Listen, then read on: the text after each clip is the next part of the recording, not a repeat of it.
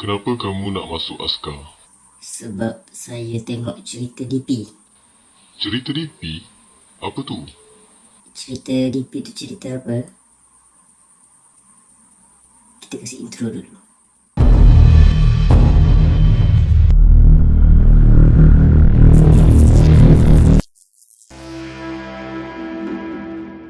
Bismillah, Assalamualaikum, hello guys, welcome back to my channel. Terima kasih kerana sudi klik dan tonton video ini. Kepada anda yang baru sampai ke channel ni, selamat datang. Aku ucapkan kepada yang dah subscribe, terima kasih banyak-banyak. Jadi seperti biasa, sebelum kita mulakan video kita pada hari ini, aku akan kasih shout out kepada 3 orang subscriber aku. Yang pertama adalah Yuhai Comel ke dia. Yang kedua adalah kepada Faiz Mursyid. Dan yang ketiga adalah kepada Said Ismail. Itulah dia 3 orang daripada subscriber aku yang telah aku beri shout out. Jadi dalam next video kita akan kasih shout out lagi. Mungkin kita akan tambah lagi, kita sebab ada 4 ataupun 5 orang. Jadi baru-baru ni aku ada buat sedikit poll dekat aku punya IG untuk aku tanya pendapat diorang sama ada perlu tak aku nak review satu K-drama ni yang bertajuk DP, ataupun dia singkatan bagi Deserter Pursuit. Aku tak sure lah sebut macam mana, tapi macam tu lah ejaan dia.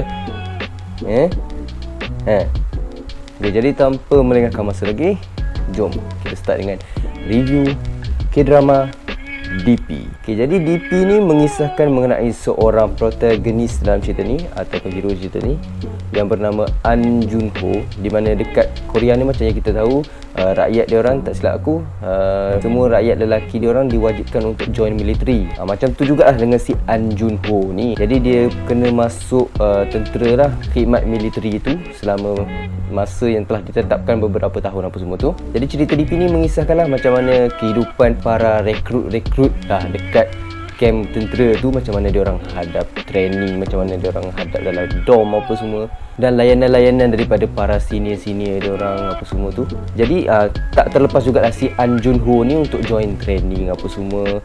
Ikut rutin harian dia orang lah. Masa makan, masa tidur kena tidur, masa dia orang kena kawat, dia orang kena kawat, masa training itu, training ini kena buat lah. Lepas tu bila dia orang dah habis training selama beberapa bulan apa semua tu, dia orang semua akan diserap masuk ke unit masing-masing lah.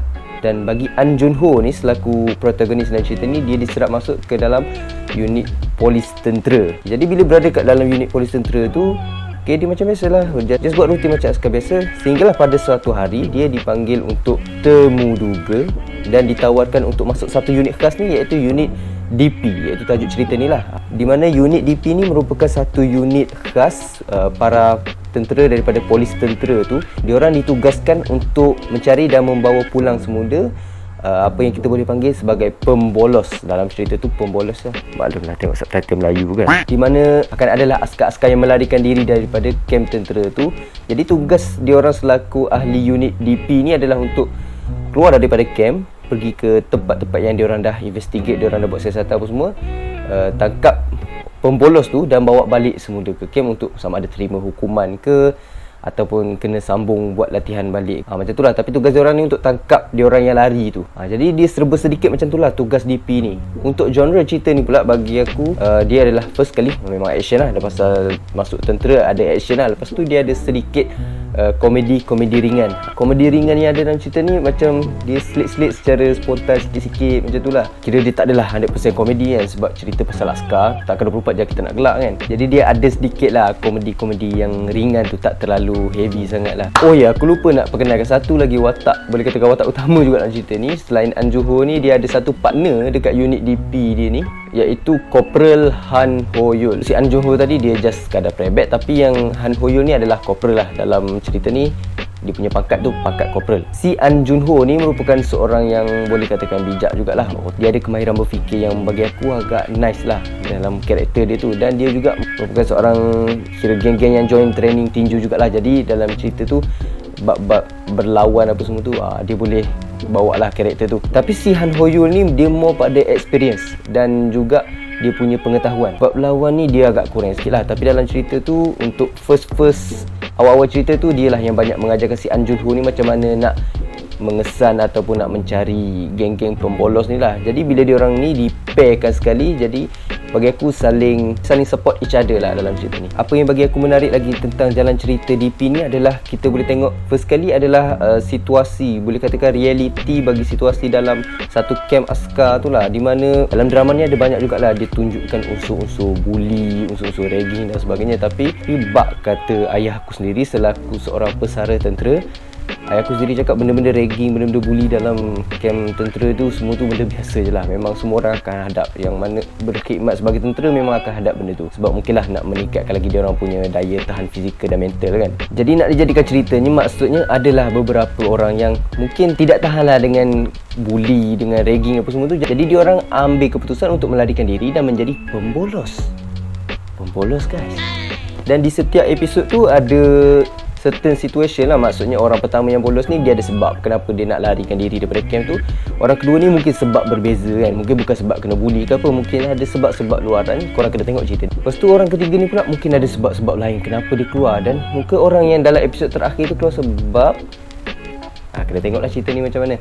Okay, jadi apa yang bagi aku menarik dan boleh memberi sedikit moral lah kepada kita dalam cerita ni adalah, first kali aku nak sentuh part yang bully dan ragging tu. Ni bagi aku sendirilah, memang tak salah. Memang sebagai seorang tentera yang berkhidmat untuk negara ni, memang kita ni perlukan kekuatan fizikal dan mental lah. Daya tahan fizikal dan mental tu memang sangat penting lah bagi seorang askar ni. Tapi scene-scene dalam drama ni dia macam bagi aku keterlaluan sangat lah, sampai kan melibatkan perkara peribadi yang macam tak patut disentuh pun, sampai over lah bagi aku, terlalu over lah. Sampai kan disebabkan kes bully tu sebenarnya boleh menjadi isu lagi besar. Apa isu yang lagi besar tu ada dalam cerita. Episod tu bagi aku macam wish, bahaya benda ni lah. Kira macam benda ni bukan boleh bawa main lah. Walaupun niat dia tu betul, dia nak jadikan anak buah dia tu lagi kuat apa semua, tapi bagi aku macam bahaya lah benda tu.